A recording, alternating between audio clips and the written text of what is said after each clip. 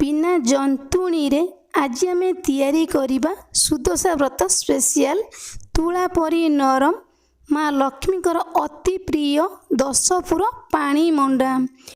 यही मंडा को बनैबा पई आमको बैटर तैयारी करिबा पई पड़िबोनी कि चाउल चूना को आमको जंतिबा पई पड़िबोनी। मात्र 10 रु 15 मिनिट रे सुपर सॉफ्ट तुला परी नरम पाटी रे पकेले मिले गला भली मंडा पिठा हमर तैयारी हबो। तेणुक भिडियोटी की पूरा देखंतु। आशा करी आज रेसिपी आपण मानक पसंद आसीबो। जदि पसंद आसीबो चैनल को लाइक शेयर और सब्सक्राइब करबा पई जम्मा भी भूलिबेनी। नमस्कार, मामा किचन ओडिया को आपण मानक अनेक अनेक स्वागत। 10 पुर मंडा पाई प्रथमे हमको दरकार चाउल चूना जेकोसी गिनारे आपण माने सेट करके ही नेबे। जो गिनारे आम गोटे गिना चाउल चूना नेले तो से सेम गिनारे आम आउ गोटे गिना चाउल चूना देदबा। तो जेतिकी आपण माने मंडा पिठा बनइबे तो सही अनुसार चाउल चूना को ही नेबे। यही चाउल चूना को मु घरे बनई तो आपण मानक पाखरे जदि चाउल चूना नथिबो मार्केट रो चाउल चूना नहीं कि एई पिठा को आपण माने बनई परिबे। तो एबे आमे देदबा स्वाद अनुसार लुण आधा छोट चामच। लुण सहित चाउल चूना को आमे भल भाव गोलई नहीं जिबा। तापर आमे कौन करिबा ना जो गिनारे आमे मापिकी नेइतिले 2 गिना चाउल चूना 2 गिना चाउल चूना पई हमको गोटे गिना गरम पानी ही दरकार। तेणु करी जेकोसी कप हो बा ग्लास हो आपण माने सेट करिकी ही नेबे। यही गिनारे ही मु गोटे गिना गरम पानी देइतिली कारण गरम पानी आमे गिनारे धरी पारिबानी। तेणु करी मु ए गरम पानी के सस्पेन ले देइदेली। ए चाउल चूना को गरम पानी सहित आमे टिके भल भाव गोलई नहीं जिबा। जो माने भाबुथुबे कि मंडा पिठा बनैबा पई हमको अधिक समय लागिबो तो सेही मानक पई आजिर ए रेसिपीटी याको एबे आमे किछि समय घोड़ेई नहीं जिबा। तो सेही टाइम भीतर आमे 10 पुर रेडी कर नहीं जिबा। प्रथमे एठी मु गोटिए नड़िया को छोटिया छोटिया पीस करके बाहर कर नहीं जाइथिली। तो आपण माने चाहिले नड़िया को मध्य कोरिकी नहीं पारिबे। गोटिए जाई फल ए जाई फल को आमे पुरे सबु जाक दबानी। जाई फल को आमे हल्का ग्रेट करके नबा। अल्प किछि छेना छोटिया खंडे अदा 5टी गोलमरीच गोटिए बड़ गुजराती 4टी लवंग छोटिया खंडे डालचिन 2टा ग्रीन गुजराती पुरो पाई आमको यही सबू दरकार। तापर आमे कौन करिबा ना एई गोटे मिक्सर जार आमे नहीं जिबा काटिकी रखिथिबा नड़िया को देइदबा। यही जाई फल छेना को आमे नड़िया सहित दबानी आमे परे दबा। ग्रीन गुजराती बड़ गुजराती चोपा छड़ेकी आमे मंजी की देइदबा। तापर आमे कौन करिबा ना एई जाई फल को आमे हल्का ग्रेट करके दबा। जाई फलर बास्नाटा ना अधिक थाए तेणुक अल्प जाई फल को एभली भाव ग्रेट करके देले ना पुरोटी खाइबा पई हमर भारी टेस्ट लागिबो। तापर आमे देइदबा अल्प किछि कर्पूर। कर्पूर अधिक दबानी पूरा आमर पिता लागिबो। एबे आमे घोड़नी देकी पल्स मोड रे दरदरा करके ग्राइंडिंग करके नहीं आसीबा। नड़िया कोराटी आमर केते सहज रे बनीगला ना आमे नड़िया को कोरिले ना सब मसला मसली के आमे छेचिकी देले अति सहज रे आमर नड़िया कोरा रेडी हो जाइची। एपटे मु पूरो पई कड़ाई की गरम कर नहीं जाइथिली। आमे देइदबा आधा गिना गुड़। गुड़ जगह आपण माने चीनी मध्य नहीं पारिबे। पूरा आपण माने केतिकी मीठा खाइबे तो सही अनुसार चीनी की गुड़ दे पारिबे। जो गिनारे मापिक आमे नैथिले गुड़ तो सेम गिनारे मापिक आमे देइदबा आधा गिना पानी। एई गुड़ रे आमे पाग बनैबानी। एई गुड़ को खाली आमे फुटीबा पई छाड़ीबा। तो एइठी आपण माने देखि पारुथबे गुड़टी हमर फुटी गलानी। गैस रो फ्लेम को एबे आमे ऑफ कर नै जिबा। आउ गोटे कड़ाई रे आमे ये गुड़ पानी के छांकी नहीं जिबा। एमिति रे भी गुड़ सहित नड़िया कोरा को देकी एका सहित आपण माने पूरा बनई पारिबे।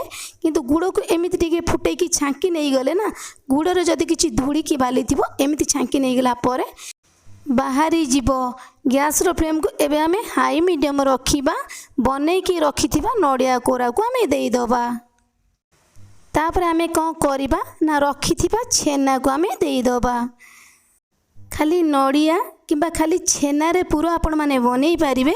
किंतु नड़िया छेना दुईटा जाक मिसेकी पूरा बनैले ना पूरोटी खाइबा पई भलो लागिबो। तो एई भली भाबरे किछि समय आमे गोळेई नै जिबा। पुरोटी आमर रेडी हो तो एबे आमर पुरोटी हो गलानी आमे ताको प्लेट को बाहर कर नहीं जिबा। ए पुरो को आमे किछि समय ठंडा हवा पई दबा। एपटरे आमे चाउल चूना रे गरम पानी देकी रखिथिले एबे आमे घोड़णी की बाहर कर नहीं जिबा।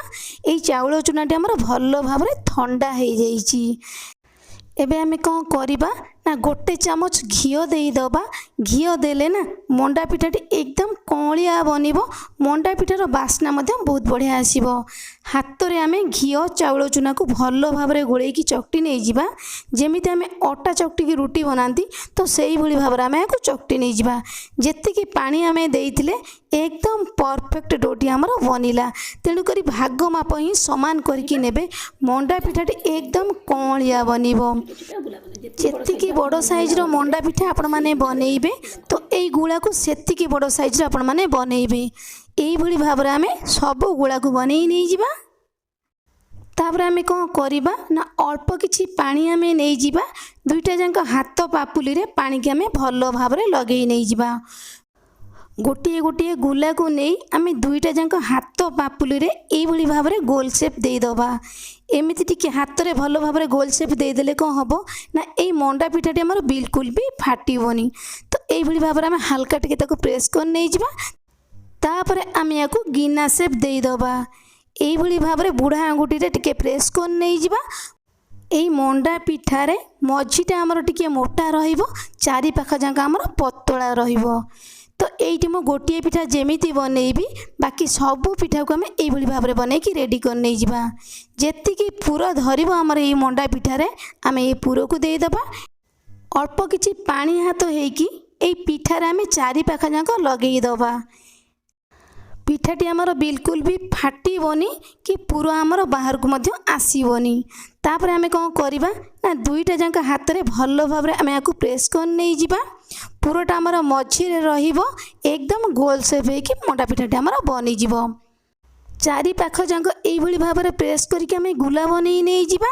एई पिठा पर एई भली भाबरे आमे बाहर कर नै जिबा। दुईटा जांक हाथ पापुली रे आमे एई भली भाबरे गोल शेप देई दबा। तो एइठी आमर गोटिए मंडा पिठा हेई गला। तो एई भली भाबरे आमे सब मंडा पिठा को बनै की रेडी कर नै जिबा।